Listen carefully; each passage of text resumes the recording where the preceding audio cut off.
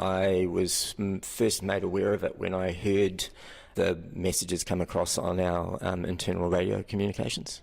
One of the security guards was requesting assistance from our team because they could see on the camera somebody trying to remove an artwork from the wall. When I came around the corner, I could see that it wasn't quite that simple. The person in question had a firearm, and they had just used it to hit one of my staff and knocked him to the ground. On seeing the firearm, I came to a pretty abrupt halt and did an about-face. A visitor who was in the gallery with the gunman immediately rang the police. Richard and his staff began moving the public into side galleries, away from a likely escape route through the foyer.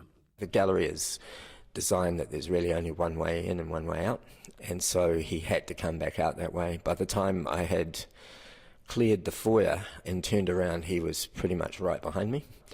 He pointed the gun at me and yelled at me to get down on the ground. After the gunman exited the front doors, Richard and the visitor who had rung the police followed him around to the rear of the building. He saw us following him and turned around and fired a shot over our heads into the trees in Albert Park, at which point we both hit the ground pretty quick and decided that that was enough and went back to the front of the building. The gunman escaped on a motorbike, clutching the painting under one arm. Only about 4 minutes had passed since the drama began. Conservator Sarah Hillary was working upstairs in her lab when she got a phone call from the head of security. And I had no idea what was going on until I got this phone call, rang me up and said, "Sarah, something terrible's happened." A confused Sarah made her way to the gallery to examine the scene and to determine any damage to a painting she assumed was still there. But it wasn't. It was gone. The Auckland Art Gallery will be reviewing its security in the wake of the audacious daylight theft of a painting. The gallery's Art and Access Manager, Kate Darrow, says the theft was carried out in a highly professional manner and she believes it was probably stolen for the overseas black market. It just puts us onto that international sort of art theft map, which I don't think we've been on before. Gary Alcock was then a senior sergeant in the New Zealand Police. When talking to media about the robbery, he seemed both amused and bemused in equal measure.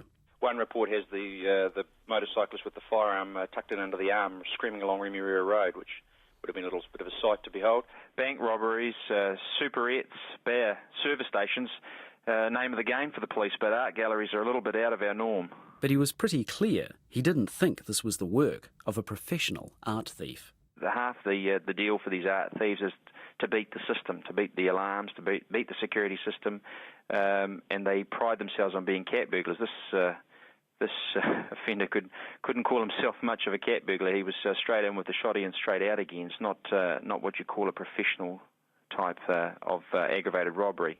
Art commentator Hamish Keith agreed. There may be works that are stolen to all, in fact there certainly are, but I think that basically there's a lot of opportunist theft go on, there's a lot of insurance fraud goes on, there's a lot of people who believe it's a black market and steal works as a result and then find there's no way of dumping them. But what strikes me about this is more like a service station heist than an art gallery theft.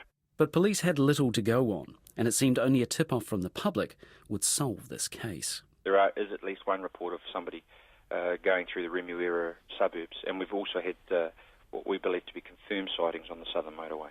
In all seriousness, that's what we're relying on the public to help us solve this one. I couldn't even imagine why it was stolen. I've struggled to sort of see how you would turn that work into a profit of any description, and it would be unlikely for an art fan who had free access to it to just want to own it. It was really hard to understand what had been going through the thief's head. Confusion wasn't all Richard felt. Immediately after the robbery, he and his staff struggled to come to terms with it all. I remember not being able to sleep much that night, for example. You run over it again and again in your head and you kind of think, what could I have done or should I have done? In the robbery's wake, new rules were brought in to ensure that staff who were working alone were less vulnerable, and a change in protocol was established for any future incidents. I often lightheartedly say, look, if it was a matter of me taking the artwork off the wall, carrying it out and putting it in the boot of the car of the person with the gun, I would absolutely do that. In those situations, you have to follow instructions. If they're given to you by people with firearms, we have a no-risk approach to that. We're confident that they will get caught in the long run, and that we'll get our artworks back, but that we don't need to throw ourselves in front of them. The long run turned out to be not so long after all. A painting stolen from the Auckland Art Gallery has been recovered. The police say they found the painting when they executed search warrants on properties south of Auckland this morning, and it has several large rips in it. Only 9 days had passed since the robbery, and as predicted, help from the public and some solid police work had paid off. 2 other armed robberies on a bank and a security van seemed similar in method to both the gallery robbery and the MO of a known criminal. Police put 2 and 2 together and focused on an isolated house in Port Waikato. Armed defender squad surround the house.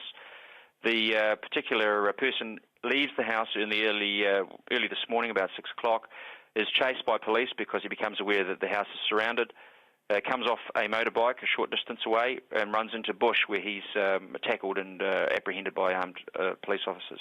The painting was found under a bed in the house. Sarah Hillary was one of the first to see it.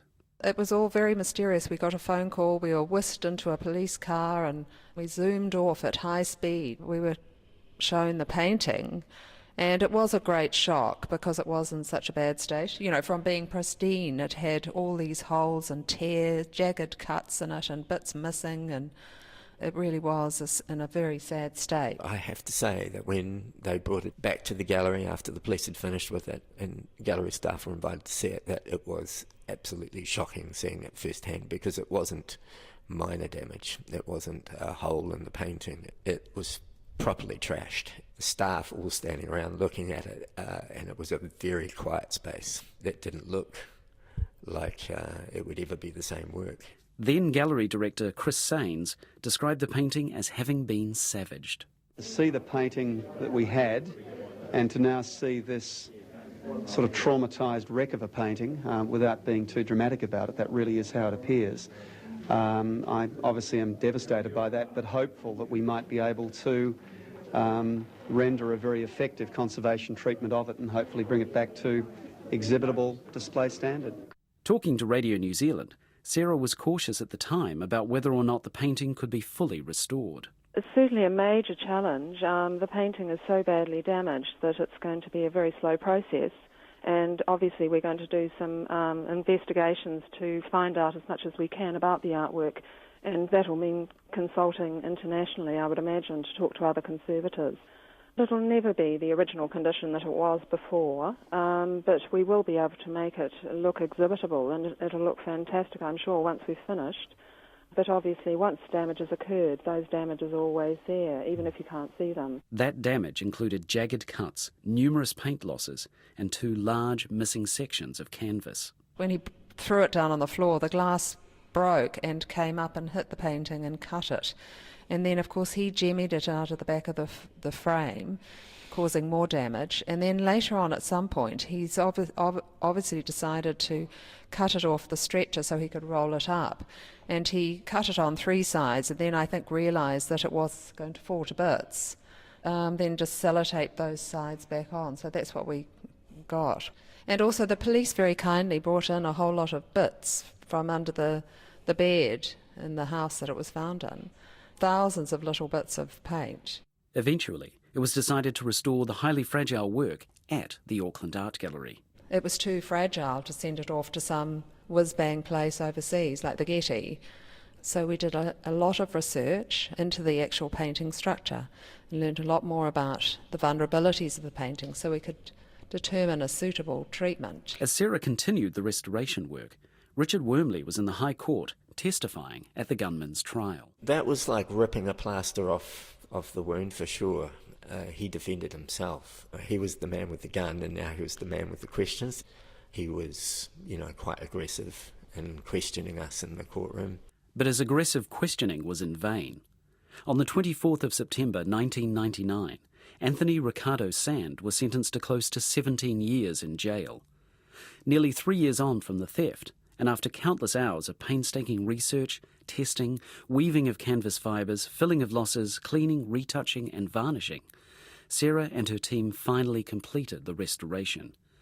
Still on Top went back on display in July 2001 in a special exhibition celebrating the restoration process.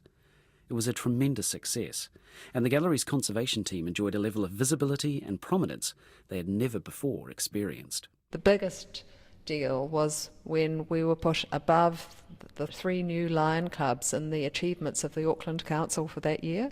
Anthony Sand was released on parole in 2008, but was recalled to jail just 2 months later. He was finally released in 2012.